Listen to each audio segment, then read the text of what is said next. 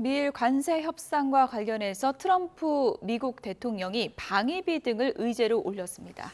본협상 전부터 트럼프 미국 대통령 큰 진전이 있다고 밝혔는데 다음 주 열릴 우리와의 관세 협상에도 영향이 있을 것으로 보입니다. 관련 내용에 대해서 정철진 경제평론가와 함께 이야기 나눠보겠습니다. 어서 오세요. 네, 안녕하십니까. 네. 트럼프 대통령이 미일 협상에 큰 진전이 있었다 이렇게 얘기를 했는데 아직 뭐 협상 제대로 하지도 않았는데 어떤 진전이 있었던 그렇습니다. 걸까요? 표현 그대로 big progress라는 큰 진전이라고 이야기는 했는데요.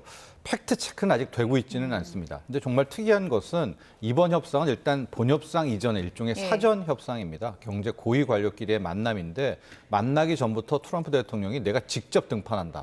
여러 차례 이야기를 했고 직접 등판을 했습니다. 그러니까 좀 급이 안 맞는 거죠. 왜냐하면 지금 일본에서 온 대표는 아카자와 경제 재생상이거든요. 그러니까 지금 트럼프 대통령이 낄 판이 아닌데 일단 본인이 끼겠다라고 이야기를 했고 왜 낀 이번에 걸까요? 사전 협상 전에 일단 말씀드리면 50분간 먼저 얘기를 했습니다. 이제 그리고 갔고 그다음에 이제 재무장관이랑 통화가 됐는데 그만큼 다급했다라고 볼 수가 있겠죠. 왜냐하면 상호관세 유예 기간이 90일이잖아요. 근데 지금 처리해야 될 국가가 일단 70여 개 국가가 넘고 전체적으로는 90개 국가 정도를 컨트롤을 해야 되는데 지금 벌써 시간이 2주 정도 흘렀지만 소식이 단 하나도 없죠. 어디 하나 지금 타결됐다는 이야기가 없습니다. 왜냐하면 우리 수학적으로 하면 거의 하루에 한 국가씩은 이게 매조지를 해야 이야기가 되는데 그래서 이제 트럼프 대통령이 자기 생각에는 가장 쉽다고 한 두 국가 일본과 한국을 일단 가장 앞세워서 이제 이번 주 그리고 이달 말에 일본 그리고 이제 다음 주에 우리와 사전 협상하고 아마 이달 말에 일본과 한국 두 국가는 먼저 이 상호관세 관련한 좀 협상을 타결하려는 의도인 것 같습니다. 그래서 본인도 이렇게 직접 등판해서 빠르게 진행하려고는 하는데 이건 트럼프 대통령 생각이죠. 이미 세계는 중국을 필두로 해서 트럼프 일기 때와는 좀 다른 호락호락하지 않는 그런 상황입니다. 트럼프 대통령이 미일 협상에서 관세 그리고 방위비 패키지 딜을 이제 시사를 했는데요. 일본 측은 안보 의제는 좀 예상하지 못했다면서 당황하는 눈치예요. 네. 그러니까 이게 이제 일본의 테크닉이고 우리도 배워야 될 부분입니다. 이제 트럼프 대통령은 일본에 대해서는 패키지 딜, 우리는 좀 약간 표현이 달라요. 원스톱 쇼핑. 그 차이가 뭔지 모르겠는데 뭐 트럼프 스스로가 나눈 건지 아니면 이게 말 나온 대로 이야기하는 건지 모르겠지만은 그게 원스톱 쇼핑이든 패키지들이든 한꺼번에 그러니까 한 건 처결하지 않고 이거 주고받고 한 다음에 결론 이제 이런 방식을 이야기하는 것 같습니다. 그렇다면 일본도 일단은 뭐 기자들 앞에서는 갑자기 그 안보 관련한 분 이제 주일 미군에 대한 이야기를 해서 당혹스러웠다라고 말을 했는데 그걸 몰랐겠습니까? 일본도 당연히 알죠. 그런데 마치 이건 처음 듣는 이야기다라고 저는 치고 나왔다라고 보고 있고요. 그래서 저는 이런 일본의 하나의 협상 기술을 우리도 좀 참조해야 되지 않을까, 다음 주에. 우리는 막 지금 뭐 방위비 10배 올린다고 하니까 어떡하지? 그러니까 그 얘기를 들으려고 막 하잖아요. 저는 그럴 필요 없이 막 10배 올리면 무슨 소리냐. 우리 바이든 때 다 이거 협상 끝난 걸 가지고 왜 꺼내야 되니까 우리도 약간 좀 이런 것도 좀 보이면서 내 딜에 임해야 되지 않을까 그런 생각을 해서 전 이번에 그 일본의 발언은 전형적인 하나의 언론 플레이였다. 뭐 방위비는 처음 듣는다 이런 것들 말이죠. 그렇게 생각을 했습니다. 그런데 트럼프 대통령이 작은 진전도 아니고 큰 진전이라고 한 거는 뭔가 마음에 드는 카드를 본 거 아닐까요? 어떻게 보십니까? 그런데 저도 그 빅 프로그레스라는 게 또 하나의 언론 플레이라고 생각했던 게 이번에 그 아카자와 경제재생상 끝나고 와서 트럼프와 무려 50분간 이야기를 했으니까 그 관련 내용을 본인의 이제 일본의 컨트롤 타워 이시바 총리한테 전했겠죠. 그런 다음에 이시바 총리의 그 일본 기자 언론과의 대변이 나왔는데 이번에 일본과 미일 협상이 쉽지가 않을 것이다라는 이야기를 했어요. 그럼 두 사람 말이 완전히 다르죠. 큰 진전인데 쉽지가 않다. 그러면 이걸 종합해보면 트럼프 대통령은 자기가 할 말 다 하고 이건 다 일본이 받아주겠지라고 해서 큰 진전 뭐 이렇게 얘기를 한 것 같고 반면에 그걸 다 듣고 이제 경제재생상의 브리핑을 받은 이시바 총리는 이거는 이 딜이 안 되겠는데라고 해서 이거 쉽지가 않다. 좀 동상이몽격의 그런 미국과 일본의 상호관세 관련 협상의 사전 협상이 아니었나 뭐 이렇게 저는 보고 있습니다. 아까 잠시 언급을 해주셨는데 그러면 우리와의 협상에서 원스톱 쇼핑, 뭐 방위비라든지 이런 다른 분야에 있는 것들도 다 같이 들고 나올 거라고 보십니까? 그렇습니다. 한덕수 총리와 이미 통화를 좀 했었죠. 이제 그때 4가지 아젠다가 나왔고요. 첫 번째가 이제 가장 중요한 게 상호 관세. 이제 한국에 대한 25%를 어떻게 하냐는 그거 하나가 있고 이제 중요한 건 우리 전략이잖아요. 네. 미일 협상을 또 좀 보면서 참고를 해보면 좋을 것 같은데 네. 어떤 부분을 좀 준비를 해야 될까요? 그렇죠. 앞서 일본도 패키지 딜, 우리는 원스톱 쇼핑. 아마 협상하는 패턴이 비슷할 것 같습니다. 골프에 많이 비교를 하는데 우리 퍼팅할 때 이제 라이를 얘기 많이 하잖아요. 그래서 앞 선수랑 비슷한 위치에 놓였을 때 좀 먼저 치게 될 경우에 뭐 라이를 읽을 수 있다, 볼 수 있다. 뭐 전형적으로 일본과 우리가 거의 유사합니다. 즉 일본도 내어줄 게 방위비를 내어줘야 되고요. 대신 거기에 대해서 미국은 요구받을 건 알래스카, 이 가스관 프로젝트에 참여하라라는 이제 이것으로 압축이 되고요. 네. 우리는 여기에 두 가지가 이제 한 가지가 더 붙는 게 조선이라는 무기가 하나가 있습니다. 그렇군요. 그러니까 우리 같은 경우에도 아마 방위비를 얼만큼 올려줘야 될까?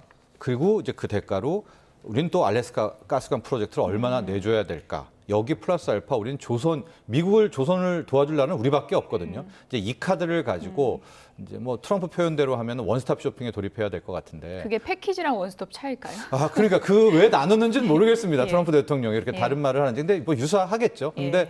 알래스칸 가스관 프로젝트가 60조 이상이 들어가는 돈입니다. 네. 근데 지금 트럼프 대통령은 일본과 우리 보고 그거를 개발하라고 이제 이야기를 하는 거거든요. 그러니까 거기에 투입되는 60조, 뭐 그중에 일본이 얼마나 딜을 칠지는 모르겠습니다만 나머지는 우리 몫이잖아요. 그러니까 주고받는 걸 보면서 아마 우리는 지금 뭐 10조 이상을 방위비를 증액한다라고 하니까 그걸 좀 깎을 수 있고 여기에 우리에게 부과된 25%의 상호관세율은 또 어떻게 깎고 그런데 우린 또 조선이라는 게 하나가 있잖아요. 예. 우리가 안 도와주면 미국은 함정 수리도 못합니다. MRO라는 그 정도로 지금 조선이 낙후되어 있기 때문에 일단 일본이 좀 앞을 나가줬으면 좋겠는데 미국도 이걸 보면은 일본 따라하고 한국이 하겠지라고 해서 어떻게 보면 또 동시에 막 추진할 수도 있어요. 예. 미국도. 그러니까 앞으로 수싸움이 굉장히 치열하게 진행될 것 같습니다. 다음 주에 시작이 되는 한미 협상에도 트럼프 대통령이 등판할지 또는 그 등판하는 게 우리에게 도움이 될지 여부도 좀 궁금하거든요.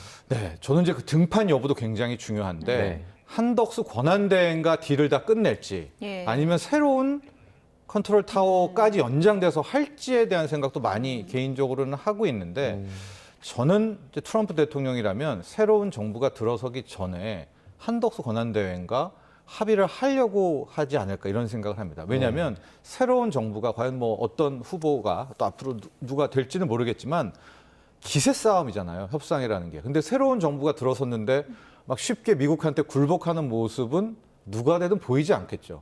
그렇다면 미국 입장에서는 훨씬 더 이제 새로운 수장이 껄끄러울 수가 있기 때문에 예. 빠르게 이 한덕수 권한대행과 좀 협상을 마무리하려고 하지 않을까라고 봐서 아마도 이번에 일본에도 직접 등판한 것처럼 뭐 어떤 식으로든 트럼프 대통령이 직접 우리와의 협상에도 개입하지 않을까. 그만큼 트럼프 대통령이 또 다급한 것도 사실입니다. 예. 네. 정치 일정이 어떤 변수가 될지 그 부분도 좀 지켜봐야 될 것 같고 아무리 중국하고 최근에 감정이 안 좋다 그래도 관세가 지금 뭐 수입품에 대해서는 245%요? 네. 이건 뭐 처음 들어보는 수치인데 어떤 의미로 봐야 돼요? 그러니까 뭐 전체 모든 품목은 아니고요. 예. 그 주사기 바늘 있지 않습니까? 예. 이제 그런 이야기를 또 했는데 그게 이제 언급된 것들을 보고 중국은 바로 논평을 하면서 뭐 웃기는 코미디다. 이거 뭐 숫자 노름하느냐.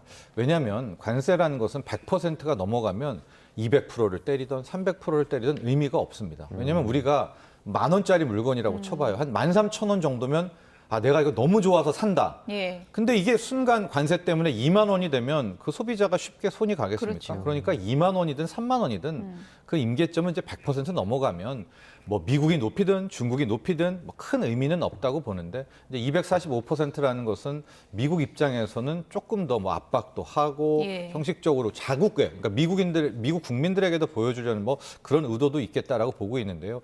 지금 중국의 행태를 보면 일기 때와는 사뭇 다르고요. 뭐 시진핑 또 중국 학자들도 얘기하지 않습니까? 시간은 나의 편이다라는 입장이어서 굉장히 속도를 늦추고 있습니다.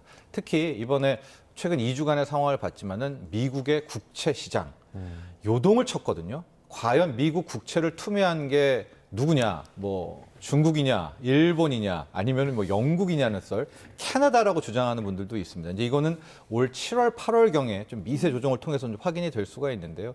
막 그렇게 해가지고 국채 금리가 솟구치고 미 국채 가격이 급락하니까 또 미국에서는 뭐 자기네가 베센트 장관이 봤더니 판 국가 없던데, 그러니까 요번에 좀 뜨끔했을 것 같거든요. 그래서 아마 미국 입장에서도 좀 전략 수정이 있어야 되지 않을까. 예. 계속 강으로만 나가서 써서 중국을 굴복시키고 압도할 수 있다라는 것은 좀 오판이 아닐까 그런 생각도 해봅니다. 트럼프의 이런 어떤 관세 정책이 사실 미국 국민들에게 더 손해를 입힌다라는 분석도 있거든요. 계속해서 강경하게 나갈 수는 없지 않습니까? 그렇죠. 언제 한 번은 이제 임계점이 나와야 되고 트리거가 나와야 되고 그 마지노선이라고 있는 것 같은데 지금 트럼프 대통령과 백악관도 좀 곤혹스러운 게 이 정도도 좀 하고 트럼프도 시진핑은 나의 오랜 친구라고 시진핑 주석이 그렇게 생각하는지는 모르겠습니다만 친구라고 이야기도 하고 뭐 전화해라 기다린다 협상 테이블에 나와야 된다라고 얘기를 하는데 이게 뭐 연인 간에도 그런 오퍼를 했을 때 뭐 싫다라든가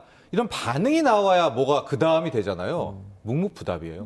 뭐 그러는 많은 동 이제 오히려 애를 태우고 있는 그런 모습이어서 말씀하신 대로 언제까지 이미 관세가 200% 뭐 245%라고 품목까지 나왔는데 이걸 끊임없이 올릴 수는 없고요.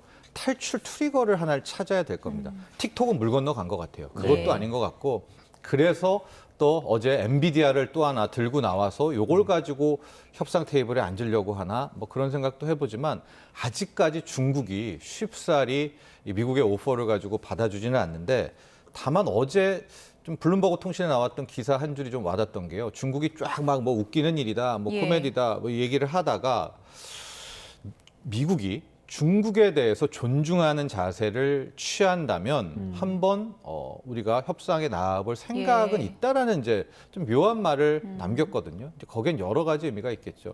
앞서 클립에도 나왔지만 제이디 벤스 부통령이 뭐 중국 촌놈 발언도 하고 지금 엄청나게 중국 국민들도 들끓고 있지 않습니까? 예. 그래서 그 존중하는 자세 그걸 이제 미국이 어떤 식으로 보여줄지 그걸 가지고 중국이 받을지 아니면은 이것도 엄밀히 말하면 트럼프 대통령이 굴복하는 거잖아요. 존중하는 자세를 보여달라고 해서 보여줬으니까. 그래서 계속해서 좀 강대강은 나가고는 있다. 이렇게 보여집니다. 네. 뭐 미중 간의 강대강 신경전도 그렇지만 관세 정책이 계속 들쭉날쭉 하다 보니까 당장 파월의 고민이 상당히 깊을 것 같은데요. 본인은 이제 개입하지 않겠다고는 하는데 그럼 미국 금리는 앞으로 어떻게 될 것 같으세요? 두 가지 의미 봐야 될 것 같아요. 예. 우리가 이제 파월 풋 그래가지고 주가가 떨어질 때 많이 풋 옵션을 사두면은 수익도 얻고 해지가 되잖아요. 그래서 이제 주가가 떨어지거나 할 때 그 막아주는 끝판왕으로 등장하는 사람한테 이제 풋을 붙입니다. 트럼프 풋, 파월 예. 풋 이렇게 얘기를 하고 어제 연설에서도 금리 인하에 대해서 좀 비슷한 유사한 코멘트를 좀 기대했었는데 전혀 아니었었습니다. 지금 보니까 관세 수준이 예상 자기가 했던 것보다 훨씬 높았다. 그래서 물가 상승과 경기 둔화가 부담이 된다. 예. 물가 상승과 경기 둔화라는 게 스태그플레이션이잖아요. 네. 예. 그래서 거기에 대한 부담이어서 금리 인하는 당분간 없다라고 이야기는 했는데요. 제가 보기에 이건 또 코멘트고 일기 때를 돌아보면요. 미중이 언제 협상을 하냐. 한번 누구 하나가 어디 하나가 빠그러집니다. 이제 그때 협상 테이블에 앉고 예. 뭐 파월의 금리 인하 이 정도의 마무리가 아닐까 봅니다. 끝으로 간략하게 네. 우리 금리도 좀 짚어봐야 될 것 같은데 네. 지금 뭐 경기 침체 문제로 좀 인하하지 않을까 그런 전망도 있었는데 결국 동결됐거든요. 네. 어떤 배경일까요? 역시 뭐 트럼프 불확실성이죠. 예. 관세에 대한 불확실성이고 그나마 좀 기대했던 분들이 원달러 환율이 간밤에 크게 떨어졌습니다. 1,410원대까지 여기 완전해서 떨어지면서 혹시 이걸 참조할까 했는데 2.75%로 동결을 했고요. 문제는 향후 전망이잖아요. 이게 시나리오를 좀 짜봐야 되는데 이제 미국 같은 경우에 연준은 5월, 6월, 7월 세 번의 FOMC 회의가 있어요. 5월은 아니더라도 6, 7 중에 한 번은 금리 인하를 할 거다라는 이제 의견도 예. 많이 나오고 있거든요. 반면에 우리 같은 경우에는 5월을 있기는 있는데 힘듭니다. 왜냐? 그 다음 주가 조기 대선이에요. 그렇군요. 예, 그러면은 5월에는 못하면 6월에는 금통위가 없고 예. 7월에 대한 설이 지금 현재로서는 유력하지 않을까. 앞에 FOMC 답안지를 보고요. 이런 전망해 볼 수 있겠습니다. 네, 알겠습니다. 오늘 여기까지 듣도록 하겠습니다. 정철진 경제평론가와 함께했습니다. 고맙습니다.